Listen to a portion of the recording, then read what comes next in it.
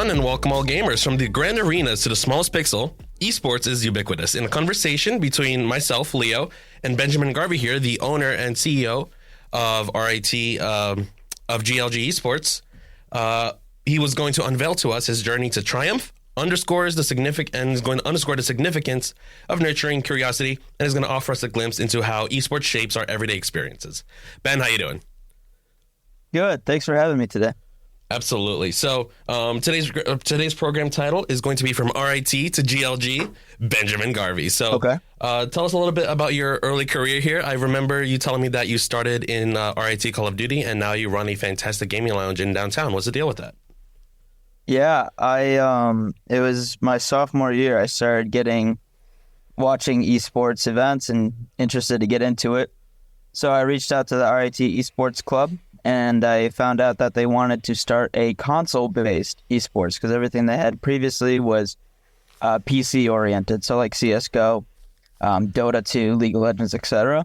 And so I'm like, what esport at the time was big in console? Call of Duty was like the only one. NBA 2K shortly followed up after that, but the Call of Duty was definitely it. So I was like, all right, let's start a Call of Duty team on PlayStation.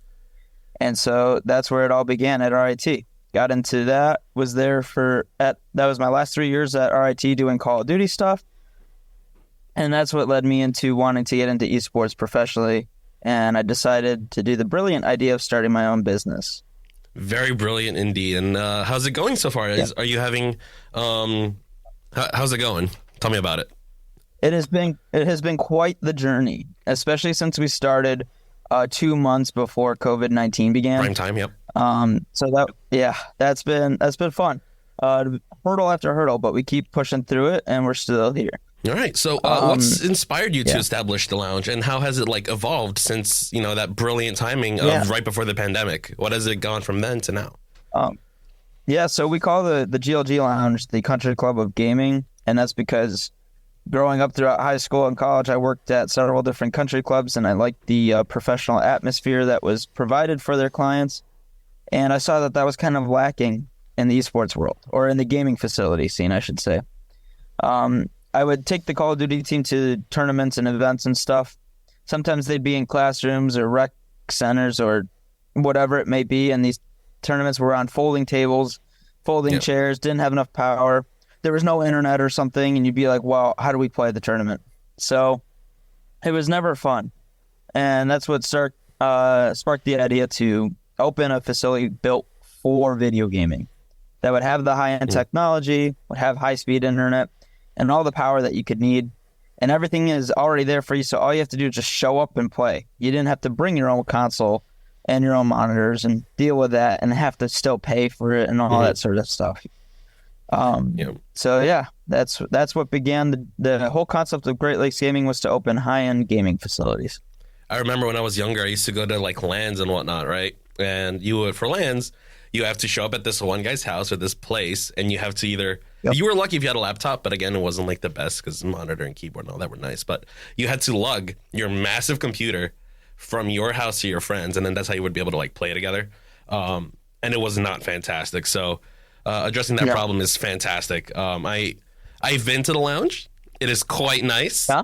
And the hardware speaks for itself. You've been quite a few times. Just a few times. I really like the lounge. Anyways, all right, so moving forward, esports is a rapidly growing industry.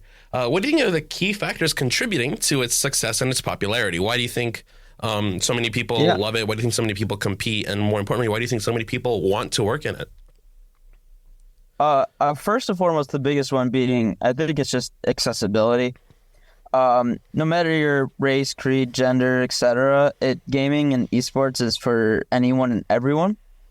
So that's what I think really contributes to the fact that it's growing so much, because it's just so easy for anyone to get involved, as well as the fact that it is a young industry. So there's a lot of opportunity. Everyone's trying to figure out the path or find their own niche within the esports industry, and it hasn't been dominated yet. So people are able to work from the grassroots up a lot easier than it might be for things like traditional sports or other established industries. Yeah, for sure. I remember it's like as a kid, the only like career in gaming is if you were a big name YouTuber Yep. or like streamer back then. And then esports wasn't even like super known at the time. So even if you were like world superstar in Call of Duty or League of Legends, not a lot of people knew your name. But now it's getting so much bigger, right? You know, you can work for tournament organizers, you can do broadcasting, you can do streaming, you can run a great gaming lounge downtown, you know? So it's really nice to see how many facets. T1 for Dota 2 is only 12 years ago, the first one or something like that. Yeah. So like just over a decade ago, 12 years ago is what, 2012 or something? That's crazy. That is crazy, actually. And that was the first $1 million tournament too, I think. Really? For esports or yeah. And that's why no one really went for it. Like I think Navi won it or something, and people were like, "No way, there's $1 million prize pool for because for it's video esports." games. Yeah. They're like, "This is a scam," and then boom, look at it now. It reminds me, I saw once a post of like parents surprised because their 15-year-old kid wins a $3 million Fortnite tournament by skipping school. And then you know, like every kid after that is going to run up to their parents. Look, if he can do it, so can I. And then it's going to just be a. Yeah. That's not the average story. Yeah, no, absolutely not. Absolutely not. Don't skip school for tournaments. Don't skip school for Fortnite, guys. This is not esports advice. This is not professional esports advice. So, from your experience as a founder, CEO, and gamer, what skills and qualities do you believe are essential for aspiring individuals looking to make a mark in esports industry? What do we need to make our name for ourselves here? Well, the classic hard work. There's always that. But you genuinely have to have a passion, and like you really have to work hard for what it is that you think is going to be your way into esports. I have seen so GLG is approaching the 5-year mark, I believe, since I first concepted it. And I have seen countless people get into esports with these grandiose ideas, but they just never act on it. They try, but they don't really try, if that makes sense. They make a very half energy attempt to get into it. And if you aren't willing to put, your all into it, or at least everything that you can to make this something that you want to do, it's going to be hard. Everyone wants to get into esports, so it's a very competitive market. The irony of that. Yeah. You really have to be focused. You don't want to spread yourself too thin by being like, I want to host tournaments, I want to host broadcasts, I want to make graphics, I want to do this, I want to do that, I want to open a gaming facility, I want to host the biggest tournament in my city. Like, you just can't do all this stuff. You got to find one thing that you think you're really good at and work on that, and then expand from there. Yeah. For me, it's so sometimes I work with casters, as you're well aware. Yes. And their ability to just keep a conversation going and being able to be super hype and show that like energy through a microphone and sometimes a camera is just super cool. So I think like that's a prime example. They know that they're charismatic. They know they have a good way with words, unlike me. And they're going to keep pushing that, using that nice language and using that charisma in order to captivate the audience. And that's why they chose to go into casting. And a lot of respect for the casters. It's not easy. That actually brings up another point. Communication. The esports world is very, very digital. So your social media and your online presence is important, especially portraying yourself in a positive light. You really do have to be smart about what you put out on the internet, even more so when your career is on the internet. And I have seen so many people be careless about their image on their professional social medias. Yep. And it hurts their career. So if you're getting into esports, be smart. What you're putting out on social media is just like as if you were in the office talking to someone or talking to your boss or potential other bosses, because everyone can see your social media post. It's effectively a mini press conference, right? Anything you show there, the world can see every day, whenever. Every post. It's always accessible. So Yeah, communications is massive. I can back that up. In anything you do, really, though, it's not only esports. Communication is a massive factor because whether you like it or not, absolutely. unless you're that, you know about that one guy who climbs a tower once every 6 months for like 30 grand just to change a light bulb. I would love to have that job. Yeah, unless you're that guy, you're going to be working with people. So you have to be able to communicate, and you have to be able to, you know, talk to people and understand and not allow any miscommunication to happen. So thank you for that insight. Yeah. Moving on to our next one, though. This one I'm also personal. This is one of my personal favorite questions here. Let's tell me more about a significant moment or achievement in your esports journey that stands out as a defining point in your career. Well, it has to be opening the gaming facility. I mean, that's the coolest one, I have to say. We opened the gaming lounge in April 2022, and I had worked on it over a year. And the whole concept of building out that lounge started from RIT, like my idea working with RIT students to design it, build it out, a lot of internships and stuff like that. And then the actual renderings and creation of it and all that stuff was more RIT students, etc.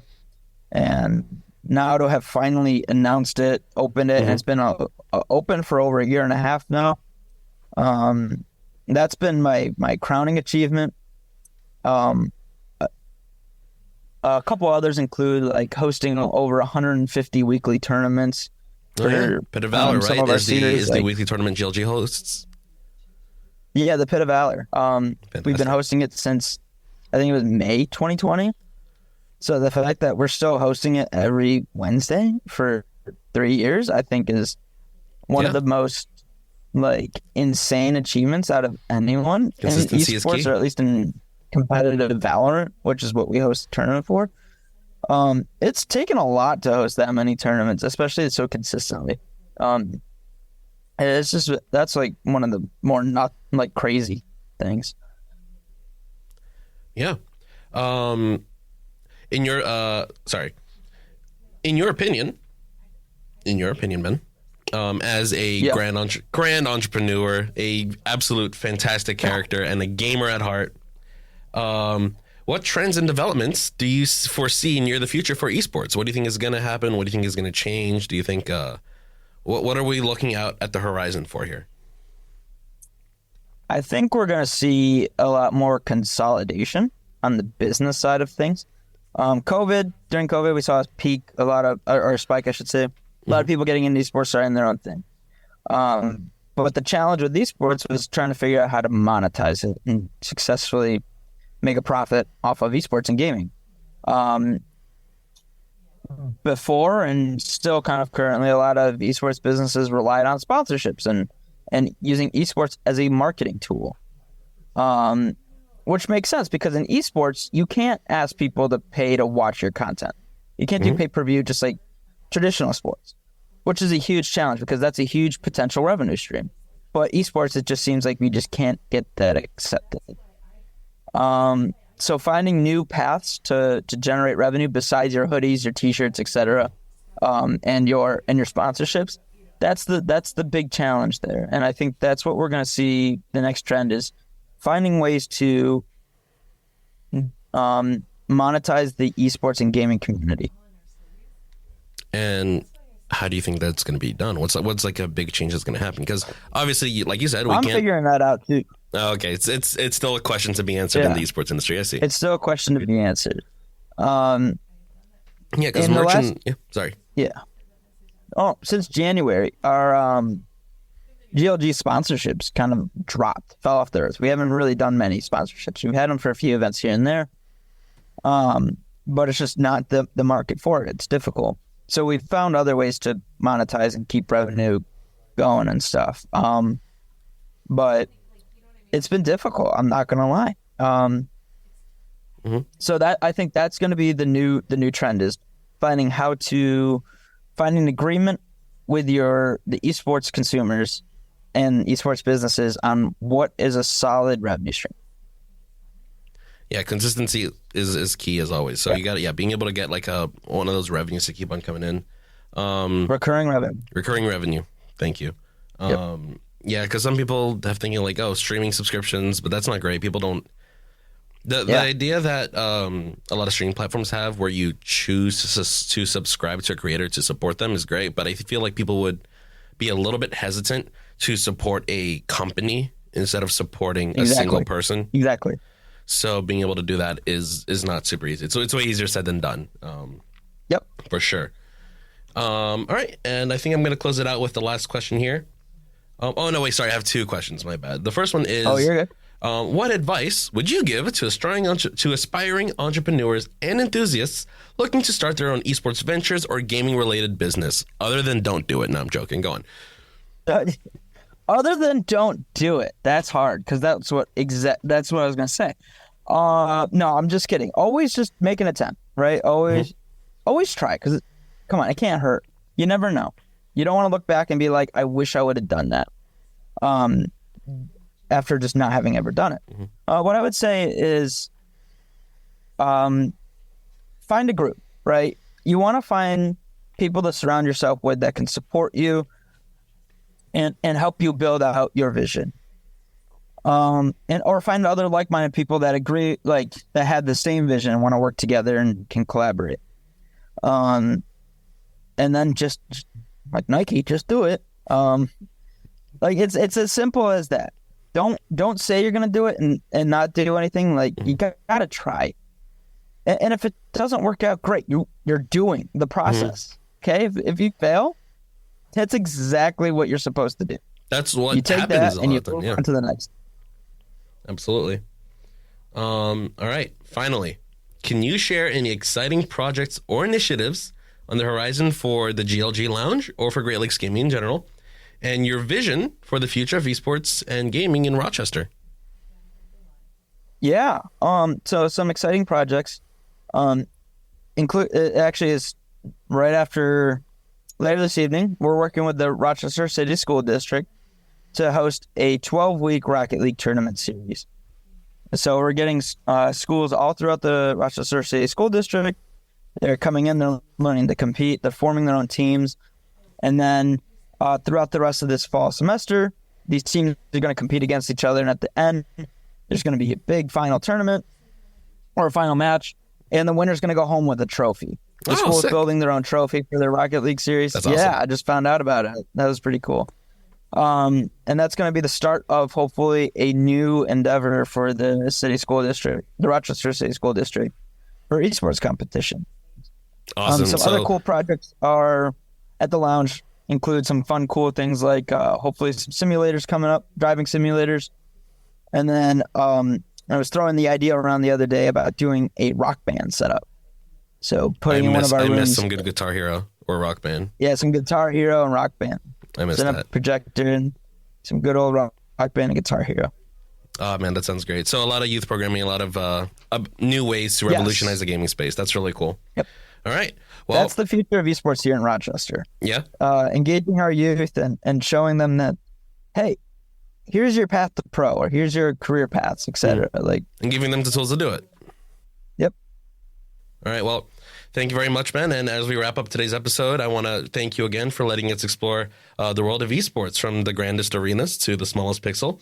I would like to thank you once again for the privilege of being able to sit down here with you and talk to you about the phenomenal industry that we're both in.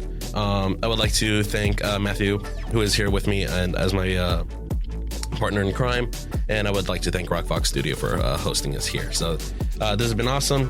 Thank you for guiding us through your journey here in the world of esports in Rochester, and I'll see you later.